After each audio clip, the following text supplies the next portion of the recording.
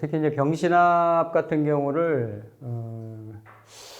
그 해석을 해볼 수 있는 게 다른 합들은 뭐 그런 대로 이렇게 그렇게 작용력이 나름대로 이렇게 의미를 갖지만 요게 이제 합이 놓여져 있는 위치나 이런 거에 따라 가지고 그 작용력이 조금 이게 다를 수가 있어요. 작용력들이. 네, 조금 다른 얘기인데 이게 병신합이 이렇게 그 연월에 있을 때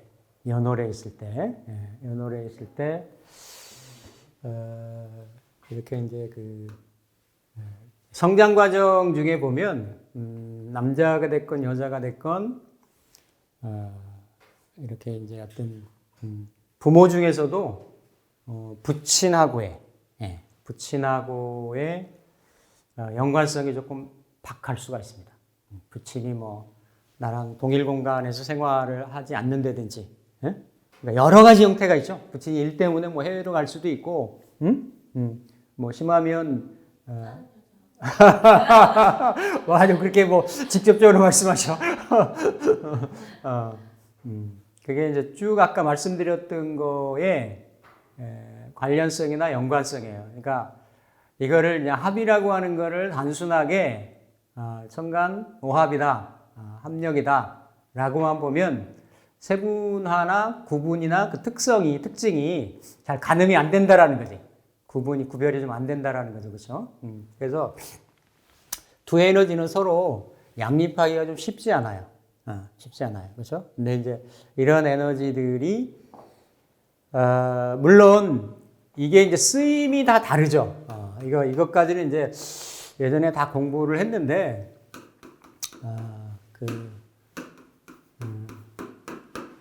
이렇게 있다.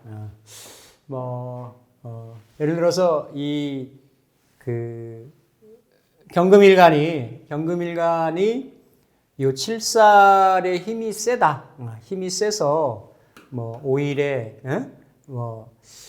이렇게 뭐 술시라든지 이미 7살에는 이제 굉장히 세잖아요. 그렇죠? 세면 요거를 제사를 해야 되겠죠.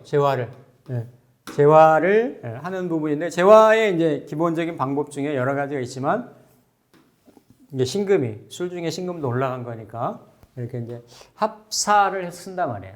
합사.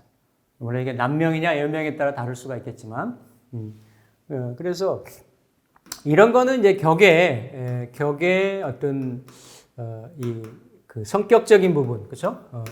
성격적인 부분으로 우리가 활용을 할 수가 있는데, 이게 이제 어떤 육친성으로 갔을 때는 제가 이제 실전 과정에서도 말씀드렸는데 항상 이 십성보다는 궁을 먼저 주안점으로 놓고 본다. 항상 그래서 예를 들어서 여기를 조상자리, 그렇죠? 조상자리 세부적으로 나누면 할아버지, 할머니, 이제 요거 아버지, 엄마 이렇게, 그렇죠? 할 때 여기는 이제 일지 배우자 자리니까 부친이 요 자리인데 이런 경우는 또 이렇게 임묘지에 올라와 있죠, 그렇죠? 임묘지에 올라와 있고 이렇기 때문에 이건 달라요. 힘의 세기로는 세력을 이루기 때문에 이 병화가 셀 수 있죠. 이거는 만약에 요 글자를 내가 육친으로 쓸 수도 있고 직업성으로 쓸 수도 있고, 그렇죠? 그럴 수 있어요. 쓰임새가 뭐 하나로만 딱 확정되거나 고정되는 건 아니란 말이에요. 근데 뭔가 내가 이 시절의 세월의 흐름을 살아가면서 놓여져 있는 글자들이 이렇게 합에 의해서, 그러니까 격으로는 성격이 돼 있어도 합에 의해서 이 병화가 뭔가 쓰임이 제약이나 제한이 되어 있는 이렇게 서로 반대적인 성향의 그런 합인데 놓여져 있는 위치나 자리도 이렇게 임묘지에 놓여 있다. 그러면 이런 경우는 거의 확정적으로 부친과의 그런 인연이 조금 박하다. 만약에 뭐 이 대운이 이제 술이니까 술로는 시작을 못 하겠지만 뭐 다른 지지였는데 이렇게 원국이 아니고 술대운이었다. 술대운이었다라고 해도 그렇게 설명을 할 수가 있습니다. 이렇게. 그러니까 요거는 이제 제가 하나 예시를 들어드린 게 합이 활용되고 팔자를 해석하는 그러한 수단으로서의 다양성을 제가 이제 예시를 드린 거예요. 그래서 이게 그냥 물상으로도 또 십성으로도 또 격의 성패로도 이렇게 다양한 형태로도 작용을 한다. 위치가 어디 있느냐에 따라서 그렇고 그래서 결국은 그러한 모습들을 제가 항상 말씀드리지만 그 팔자라고 하는 것은 정한 상태거든요. 팔자 이외의 외부의 환경인 운하고 놓고 보면 대운이나 세운을 놓고 보면 대세운은 변하잖아요. 자꾸 세운 가면 올해 갑진년은 60년 뒤 나오는 거고 계속 변하잖아요. 이게 동적인 거예요. 그러니까 우리가 뭐 영어 문법에서 능동태, 수동태 이렇게 따지잖아요. 그렇죠? 정태, 동태를 따진다라고 하면 그 팔자는 정태적인 또 수동태적인 이런 형상인 거죠. 그러니까 외부의 자극에 의해서 반응하는 구조인 거예요. 능동적으로 주도적으로 세운이나 대운에 적극적으로 개입하거나 반응을 하지는 못합니다. 그게 우선순위예요. 오늘 적용하는 선우에 대한 부분들이고 그래서 원국에 이런 합이 있을 수도 있고 대세운에서 지금 천간을 가지고 따지고 있습니다만 지지는 더 복잡하죠. 합의 에너지도 있고 그게 또 다른 모습으로 그렇죠. 형이나 충이나 뭐 파나 해나 이런 글자들이 있기 때문에 그런 부분들을 보시면 되겠습니다. 그래서 이걸 만약에 조금 더 확장을 한다라고 하면 그러니까 이런 이론은 응용인 거예요. 응용인 거예요. 예를 들어서 천간의 글자가 제가 얘기를 할 때 어떻게 말씀드렸냐면 합의 첫 번째 모습은 이 합이라는 거 그렇죠. 뭔가 다른 개체들이 모여서 완전체를 형성한다고 말씀드렸잖아요. 그렇죠? 그러니까 합에는 뭔가를 변화를 이루어 나가려고 하는, 만들어 나가려고 하는. 그러니까 뭔가 음과 양의 에너지가 만나야 뭐가 생기는 거예요. 이게 혼자 떨어져 있어서는 아무런 변화가 안 생기는 거죠. 아니 남녀가 한 방에서 잠을 자야 뭐가 생기잖아, 변화가. 그렇죠? 같이 만나야 뭔가 애정도 싹 트고 뭔가 뭐 미움이 싹 트든 뭐가 싹 트잖아요. 서로 안 만나고 안 보고 없는데. 그래서 그 산해경에 보면 은생어해, 해생어, 은이라는 말이 생기는 거지. 만났기 때문에 은혜도 생기고 원수도 생기는 거야. 안 만나지지 않으면 서로 인연줄이 생기지 않으면 그런 작용력이 없다라는 얘기예요. 그렇죠? 그래서 천간에 있는 글자들이 지금은 비교적 가깝게 명확하게 이렇게 얘기를 했지만 천간에 있는 글자들이 지지에 뭔가 합의 근거나 그 지지랑 연관되는 어떤 지장간의 글자들이 있거나 그러면 천간에 드러나 있는 글자들이 비교적 쓰임이 있다라는 얘기예요. 천간에 드러나 있어도 예를 들어서 갑이 드러나 있는데 이 갑이 쓰임이 있으려면 그렇죠? 쓰임이 있으려면 갑에 우리가 뿌리가 되는 근이라고 말씀드렸죠. 그렇죠? 뭐 예를 들어서 인목이나 묘목이나 미토나 진토나 해수나 이런 글자들이 있었을 때 안에서 내재적으로 씨앗의 형태로 있다가 그런 글자들이 대운이나 세운에서 반응을 하면 이게 천간에 날라 들어오면 지지에 있는 글자들이 연결이 돼가지고 그러한 작용력에 대한 원인 유발 인자가 된다라는 얘기예요. 그걸 원천적으로 그러니까 내 팔자에 원천적으로 없는 일은 안 일어나요. 그건 내가 외부 조건에 반응을 하진 않기 때문에 안 일어나. 근데 내 안에 뭐가 있기 때문에 내 안에 간목일간이면 미토나 진토에 을목이 들어가 있기 때문에 내년 같은 을사년이 들어오면 겁재가 반응한단 말이야. 그러니까 그 겁재가 반응을 하기 때문에 그 겁재의 성향들이 어때요? 드러나는 거예요. 그런 글자들이 만약에 없어. 그럼 겁재가 들어왔더라도 그냥 뭐 신기루 같이 생각만으로 그림자처럼 이렇게 왔다가 그냥 사라지는 거예요. 그게 뭔가의 현실적인 액션이나 뭔가로 이렇게 진행이 되려면은 그러한 반향을 일으켜주는 상대적인 그런 글자들이 있어야 되는데 합도 마찬가지다. 합도. 그러니까 갑이라는 천간에 있는 글자들이 갑이 좀 더 타겟팅화되고 쓰임을 갖고 명확한 성향을 가지려면 지지의 기라는 글자가 지장간에 있어야 된다는 얘기지. 뭐 우리가 이걸 가지고 뭐 맞냐 틀리냐 당신 이렇지 저렇지 이것만 볼 게 아니니까 팔자 가지고 내 성향을 볼 수도 있는 거잖아요. 그렇죠? 그럼 천간에 있는 글자들이 어디에서 이게 뿌리가 돼 있는지 어디에서 출발이 돼 있는지 그것도 따져보는 거지. 공부 삼아서 보는 거예요. 만약에 개가 있다라고 하면 자중의 개수도 있고 진중의 개수도 있고 축중의 개수도 있을 거 아니에요. 그렇죠? 그러면 천간의 모습은 개수로 똑같지만 지지의 어디에 근원을 가지고 있느냐에 따라서 개수의 성향이 다 다른 거겠지. 개수는 본기에서 드러난 거니까 자중개수라고 하면 개수의 성향이나 개성이나 어때요? 컬러가 뚜렷한 거예요. 그렇죠? 그런데 축중의 개수는 해자축의 개수고 겨울에 또 동토에 어두운 개수고 얼어있는 물이고 하니까 이 개수가 뭘로 쓰면 예를 들어 경금이 쓰면 축중의 개수면 굉장히 차갑겠지. 이 사람 하는 말투가 어때요? 굉장히 냉기가 돌겠지. 그렇죠? 근데 진중의 개수는 이미 봄에서 여름 넘어가려고 하는 그렇죠? 이미 진중의 열기나 온기에 의해서 따뜻하게 데펴져 있는 그렇지만 뭔가 개수의 수기의 쓰임은 달라지는 거지. 왜 이미 수가 활동할 때는 아니니까. 해자축의 축은 수가 활동할 때잖아요. 그렇죠? 그러니까 뭔가 철학적이고 추념적이고 현실적인 거랑은 조금 달라지는 게 되겠지. 이게 해석이 키워드라는 거지. 그런데 이 개수가 좀 더 모양새나 그 어떤 지속력이나 명확한 어떤 그 동력을 가지려면 지장간에 무토가 있으면, 그죠? 경금이 있으면 이거는 뭐예요? 인성하고 상관하고 합이 되는 거니까. 이게 뭐예요? 편인하고 인성이니까 상관을 폐인을 하는데 인성을 폐인을 해서 쓰는 거게 되겠죠. 그렇죠? 그런 글자가 없으면 그냥 상관 자체로만 쓰여지기가 경금이 쓸 때 이렇게 되어지기가 쉽단 말이에요. 그렇죠?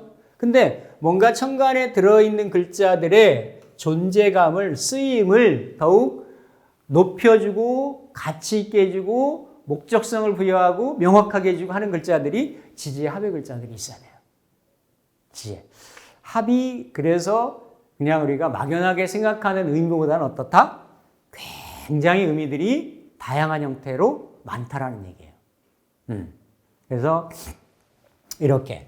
그래서 이러한 글자들이 이렇게 가까이에서 이렇게 합을 하느냐. 그러니까 개수가 이런 진토나 축토하고는 자수하고는 일간일지로는 합을 못하죠. 일간일지하고 또 내지는 이렇게 만약에 무토다 이런 만약에 이 무게합을 한다라고 하면 그런 일지는 올 수는 없어요. 근데 같은 일지로 올 수 있는 구조들이 있어요. 지금 하려고 하는 정해일주나 이모일주나 아니면 지지의 해나 해수나 오하나 이런 글자들은 이거는 같은 동일 공간에서 같은 권역에서 합력으로 드러나 있단 말이지.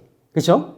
천간의 정화는 해중의 임수 때문에 천간의 임수는 그러니까 오중의 정화 때문에 그 지향점이나 목적성이 뚜렷한 게 되는 거지. 그렇죠? 이렇게 뭔가 같은 간지로 있는 경우들이 있고 또 이런 글자들이 예를 들어 의뢰로 올 수도 있고 이렇게 그러니까 아니면 다른 글자들로 놓일 수도 있죠. 그렇죠? 무어로 놓이거나 이렇게 놓일 수 있는데 두 글자 사이에는 그냥 극의 관계밖에 없죠. 그렇죠? 이게 일간이 되느냐, 이게 일간이 되느냐, 이게 주가 되느냐, 피가 되느냐에 따라서 다르겠지만 근데 천간으로는 극의 관계이지만 지지로는 어때요? 지지로는 해중에 임수하고 오중에 정화하고 이렇게 천간에 정임합되어 있는 형태들 이렇게도 합이 되고 이렇게도 합이 되고 이렇게도 합이 된단 말이지. 그렇죠? 그러니까 수하니까 수하가 개수하고 정화가 만나면 그냥 수극하고 천극이 되고 천충의 형상이란 말이에요. 그냥 수극화예요.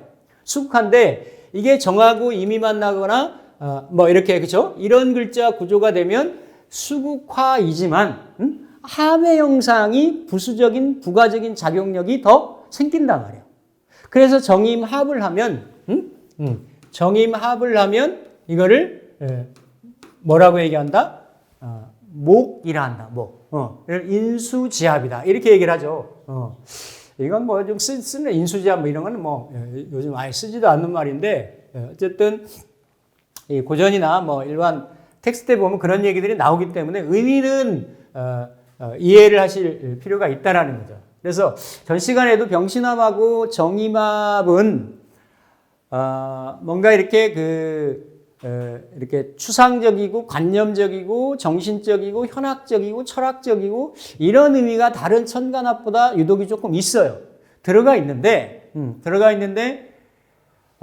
정임합은 거기에 더해서 약간 이렇게 뭔가를 이렇게 만들어내고 이렇게 산출해내고 하는 유형화시켜 나가는 그러한 속성이 성향이 강해요. 강해요. 그러니까 우리가 이거를 그래서 고서나 고전 같은 데 보면 이건 그냥 뭐 여러분들 조금 명림한 관심이 있다라고 하면 수시로 들으실 수 있는 얘기인데 이걸 음란지합이라고 얘기를 하거든. 그러니까 뭔가 다 천간오합이 음양의 결합에 의해서 생성된 에너지들인데 특히나 정임합의 에너지는 그러한 속성이나 성향이 더 강하다. 사실은 다 이렇게 서로 간에 극을 받는 에너지들이니까 이게 흔히 말하는 태의 조합들이거든요. 그러니까 이게 임오도 정임합이고 정해도 정임합인데 이게 다 태지의 12운성으로는 태지의 합인 거거든. 태지. 그러니까 태지는 이렇게 뭔가 절의 에너지에서 그렇죠. 병화 기준으로 이렇게 해수에서 이렇게 절의 에너지로 끝났죠. 묘, 절, 태. 그러니까 뭔가 음양의 에너지가 완전히 끊어져 있다가 그렇죠. 끊어져 있다가 처음 시작이 되고, 그러니까 이렇게 사람으로 따지면 부정 모혈이 만나서 난자와 정자가 이렇게 포태돼 가지고 막 이렇게 뭔가 체세포 분열을 막 시작하려고 하는 처음 수정이 이루어질 때, 그게 결국은 태의 모습인 거거든. 태의 모습, 그죠? 태의 조합이라는 얘기예요. 이런 모습들이. 그러니까 여기에서는 뭔가 이렇게 막 사물을 분화시켜 나가고 창조해 나가고 만들어 나가고 이렇게 화생시켜 나가고 하는 그런 에너지가 여기에 많아요. 이런 정임에는. 그런데 이 정임의 물상을 또 다른 말로 은하수 물상이라고도 얘기를 해요. 이 정이라는 거는 말 그대로 그 병화가 분열에 이렇게 극점으로 가서 병화의 역할을 다 하고 그렇죠? 지지로 내리면 오화인데 그렇죠? 오중에는 그러니까 천간에서는 병에서 정의 단계를 그냥 뛰지만 지지에서는 프로세스가 있단 말이에요. 지지에서는 그 4월의 병화의 모습이 기토를 거치고 이렇게 정화의 형태로 수렴이 되는 거예요. 수렴이. 그러니까 우리가 정화를 이렇게 에너지가 이렇게 그득 찼다라는 거지. 꽉 찼다라는 거. 더 이상 찰래야 찰 수 없을 만큼 꽉 찼다라는 거예요. 그래서 우리가 이걸 정이라고 하는데 안으로 안으로 에너지가 충실하게 그러니까 양기운 에너지가 더 팽창하고 폭발하지 못할 정도로 꽉 확장을 하고 그 에너지가 내면의 수렴의 어떤 방향성으로 전환하는 것. 이 기토라고 하는 필터를 통해서. 그래서 그 초기에 어떤 형태를 이룬 게 정화인 거거든요. 그러니까 정화는 굉장히 응집력이나 어떤 이런 그 에너지가 화이지만 그 내면의 속성은. 그래서 오화를 이름이 시생한다라고 얘기를 하는 거예요. 사화를 육양자리라고 얘기를 하고, 사화는 확 다 펼쳐지는 자리고, 현상적으로 아직까지 화의 세력권이지만 그 안에서는 밖에 화의 분산의 에너지, 분산의 기운을 안에서 수렴을 해가지고 미로 한 번 더 가두고 신으로 넘어가려고 하는 그런 초기의 그 에너지 형태들이 정화인 거죠, 정화. 그러니까 이걸 안으로 끌어당기는 작용을 한단 말이에요. 이런 부분이 정화예요. 정화고, 임수도 결국은 목화토금수에서 금에서 수로, 그렇죠? 뭔가 중 음이잖아요.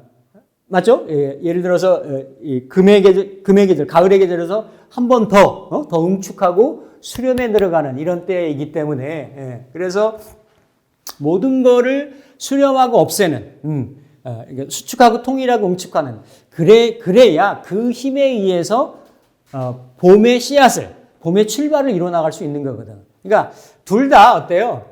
생명의 에너지들인 거고 둘 다 그러한 응축의 압축의 에너지들이 강한 건데 이거를 이제 음양 관계로 보면 그래도 정화는 빛의 작용을 한다라는 거지. 빛의. 그렇죠? 빛의. 그러니까 그래서 이 물상으로 보면 뭔가 이 별의 모습이고 그렇죠? 그러니까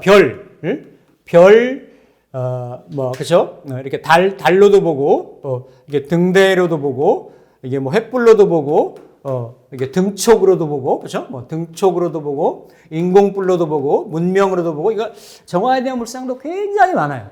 어쨌든 병화로부터 한 번 더 그 빛의 에너지를 수렴을 해서 열로 이렇게 내장하고 축적하고 응축하려고 하는 그러다 보니까 병화가 이렇게 넓고 확장돼 있고 퍼져 있는 에너지를 하나로 모으려고 하는 그래서 이거를 점이라고도 얘기를 해요. 점.